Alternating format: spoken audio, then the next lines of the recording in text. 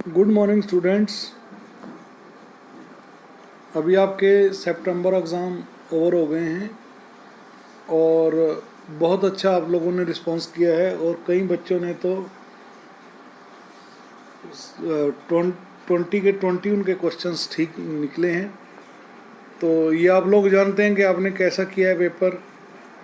तो जिन बच्चों ने अच्छा किया है उनके लिए मेरी बहुत बहुत शुभकामनाएं और आगे भी मैं उम्मीद करूंगा आप लोगों से कि आप इसी तरह अच्छा अपना बेस्ट जो है वो देते रहें। तो आज हम कर रहे हैं 6 चैप्टर का नाम है physical activity and leadership training, शारीरिक क्रियाकलाप तथा नेतृत्व प्रशिक्षण। तो इसमें ये बहुत ही इम्पोर्टेंट चैप्टर है। इसमें से ज़रूर जो है क्वेश्चंस आते हैं, 10 मार्क्स के भी आ सकते हैं और 15 मार्क्स के भी आ सकते हैं। तो ये बहुत आसान क्वेश्चंस इसके अंदर होते हैं और आप लोगों को इसको करने में भी मज़ा आएगा। इसमें जो फर्स्ट क्वेश्चन दिया हुआ है वो है leadership quality and role of a leader. यहाँ लीडर की बात हो रही है। ये लीडर जो है ये कोई लीडर राजनीतिक लीडर नहीं है कि वो समाज में कोई इलेक्शन लड़ रहा है या एमसी है या वो एमएलए है, एमपी है, नहीं। यहाँ जो लीडर है वो जो टीम को लीड कर रहा है, आपकी जो क्रिकेट टीम को जो लीड कर रहा है या जिसको हम कैप्टन बोल देते हैं, उसकी बात हो रही है। तो इसके बारे में देखते हैं। वह गतिविधि जो यह मांसपेशीय समूह की सहायता से करते हैं वह शारीरिक गतिविधि, शारीरिक क्रियाकलाप के समय हमारी मांसपेशियां संकुचित होती हैं ताकि शरीर में गतिविधियां हों। विशेषज्ञ सलाह देते हैं कि किशोरों को कम से कम 1 घंटे से लेकर कई घंटे तक प्रतिदिन शारीरिक क्रियाकलाप करने चाहिए। ऐसा इसलिए है क्योंकि शारीरिक क्रियाकलाप पिरामिड के स्तर 1 की गतिविधियां बीमारियों के जोखिम को कम करती हैं तथा उनके स्वास्थ्य भार को बनाए रखती हैं। क्रियाशील खेल तथा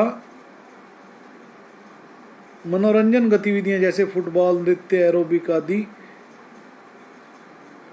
जीवन पर्यंत क्रियाकलाप माना जाता है क्योंकि प्रत्येक आयु वर्ग के अधिकतर व्यक्ति के क्रियाकलाप जो है वो कर सकते हैं।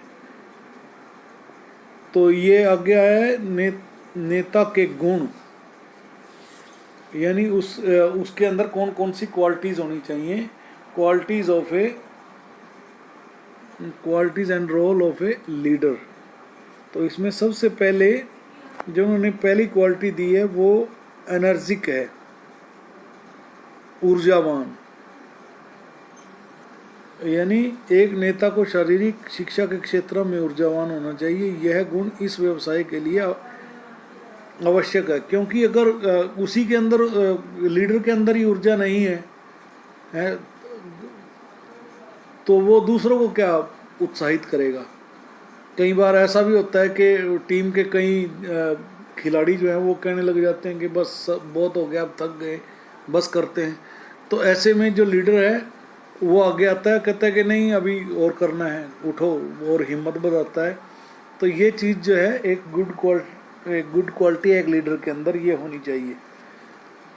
उसके बाद नेक्स्ट है टेक्निकली स्किल्ड, तकनीकी रूप से कुशल। यानी उसको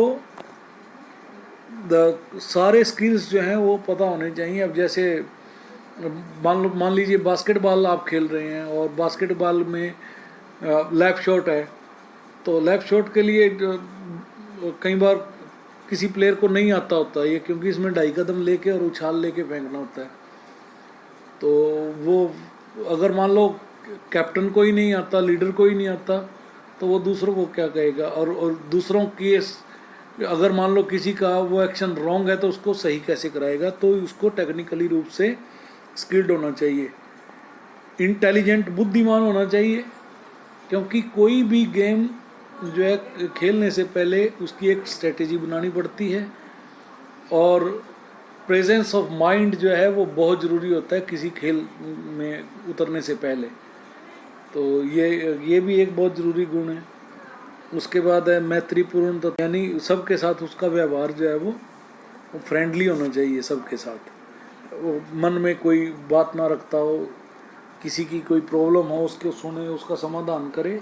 तो ये चीज़ें उसको उसके अंदर होना चाहिए, क्रिएटिव होना चाहिए। तो टीचिंग स्किल उसके अंदर होनी चाहिए, सिखा सके, बता सके। ठीक है, गुड पर्सनैलिटी भी मेज़र करती है। गुड हेल्थ, अच्छा स्वास्थ्य होना चाहिए उसका।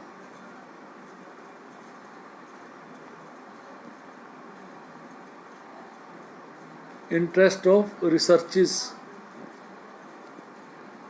यानी उसको वो एक्सपेरिमेंट करते रहते हैं। आप लोग कई बार आजकल आईपीएल चल रहा है, आप देखते हैं कि वो कैप्टन जो है अ, कभी किसी को हम उम्मीद कर रहे होते हैं कि अब ये बल्लेबाज आएगा, लेकिन वो उसको बदल के किसी और को भेज देता है। तो वो एक एक्सपेरिमेंट करना चाहता है कि अगर इनका नंबर चेंज हो जाएगा तो ये इसका परफॉर्मेंस कैसा रहेगा। गुड हेल्थ होनी चाहिए, high motor capacity, logic and decision maker, social. ठीक है,